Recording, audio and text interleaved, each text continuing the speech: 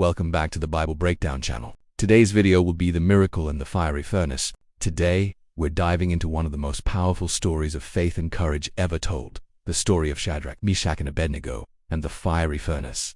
It's a tale from the ancient book of Daniel that has echoed through millennia, inspiring countless people to hold firm in their convictions, no matter the cost. Our story begins in the sprawling, magnificent empire of Babylon, ruled by the mighty King Nebuchadnezzar. He was a king of immense power and even greater pride. He had conquered nations, built wonders, and now he decided to create something that would cement his legacy forever. He commissioned a colossal golden statue, standing an incredible 90 feet tall. It towered over the plain of Dura, gleaming under the Babylonian sun, a monument to his own glory. Then, the king sent out a decree to all the corners of his vast empire. He summoned all his officials, the satraps, the prefects, the governors, the advisors, everyone who held a position of power. They were all to gather for the statue's dedication. The day arrived, and a massive crowd assembled before the golden image. The air was thick with anticipation. A herald stepped forward, his voice booming across the plain. "This is what you are commanded to do, O peoples, nations, and men of every language. As soon as you hear the sound of the horn, flute, zither, lyre, harp, pipe, and all kinds of music, you must fall down and worship the image of gold that King Nebuchadnezzar has set up. Whoever does not fall down and worship will immediately be thrown into a blazing furnace." The command was absolute. Disobedience meant a horrific death. As the orchestra began to play, a wave of motion swept through the crowd. Thousands of people, from every corner of the empire, bowed down as one, their faces to the ground in worship of the golden statue. The music swelled, a symphony of forced adoration. But not everyone bowed. Amidst the sea of prostrate bodies, 3 men remained standing. Their names were Shadrach, Meshach, and Abednego. They were young Hebrew men, captives from Judah who had been brought to Babylon and had risen to high positions in the king's court because of their wisdom and integrity, granted to them by their God. They served the king faithfully in all matters of the state, but their ultimate allegiance was to the one true God, the God of Israel. And their God had commanded them, "You shall have no other gods before me. You shall not make for yourself an idol." It was an act of betrayal against the God who had created them, sustained them, and blessed them. So they stood tall, their defiance a silent, powerful testament to their unwavering faith. It didn't take long for their actions to be noticed. Certain Chaldean astrologers, perhaps jealous of the Hebrews' success, saw their opportunity. They rushed to the king, their voices filled with malice. "O king, live forever," they began, flattering him. "You issued a decree that everyone must bow to the golden statue. But there are some Jews whom you have set over the affairs of the province of Babylon, Shadrach, Meshach, and Abednego, who will pay no attention to you, O king.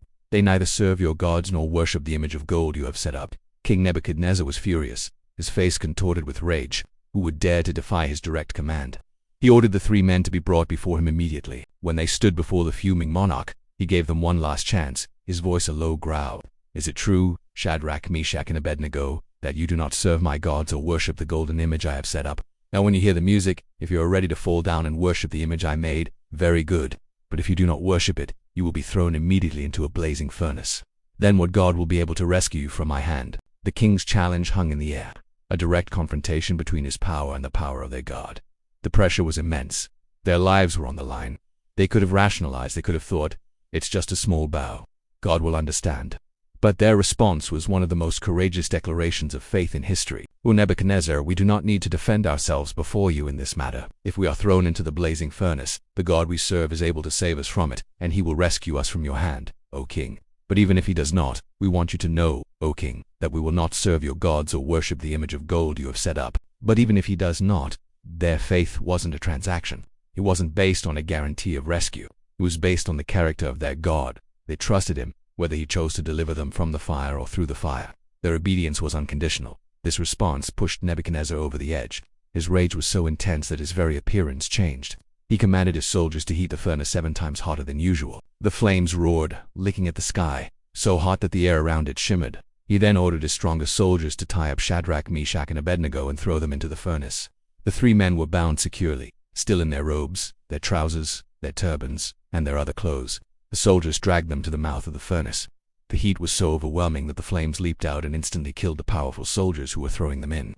And Shadrach, Meshach, and Abednego, still tied up, fell into the heart of the blazing inferno. To everyone watching, this was the end.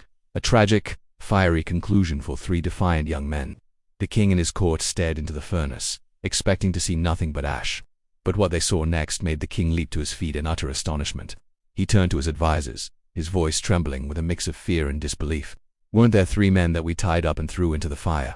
"Yes, certainly, O king," they replied. The king exclaimed, "Look, I see 4 men walking around in the fire, unbound and unharmed, and the 4th looks like a son of the gods." Inside the raging furnace, a miracle was unfolding. Not only were the 3 Hebrews alive, but they were walking freely. The ropes that had bound them had been burned away, but the fire had not touched their bodies. Their hair wasn't singed, their clothes weren't scorched, and there wasn't even the smell of smoke on them, and they were not alone. A 4th figure was with them, a divine being, protecting them in the very heart of the flames. King Nebuchadnezzar, humbled and awestruck, approached the opening of the furnace. He shouted, "Shadrach, Meshach, and Abednego, servants of the Most High God, come out, come here." So they walked out of the fire, in full view of the entire assembly of stunned officials. Everyone crowded around, examining them, touching their clothes, unable to believe what they were seeing. The fire had no power over them. The only things that had been consumed in the flames were the ropes that had held them captive. In that moment, the arrogant king who had challenged any god to rescue them was completely transformed. He declared, "Praise be to the God of Shadrach, Meshach, and Abednego, who has sent his angel and rescued his servants." They trusted in him and defied the king's command and were willing to give up their lives rather than serve or worship any god except their own God. Nebuchadnezzar then issued a new decree.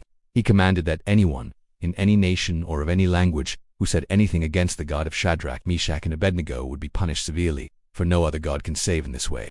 The king then promoted the 3 men to even higher positions in the province of Babylon. The story of the fiery furnace is more than just a dramatic account of a miracle.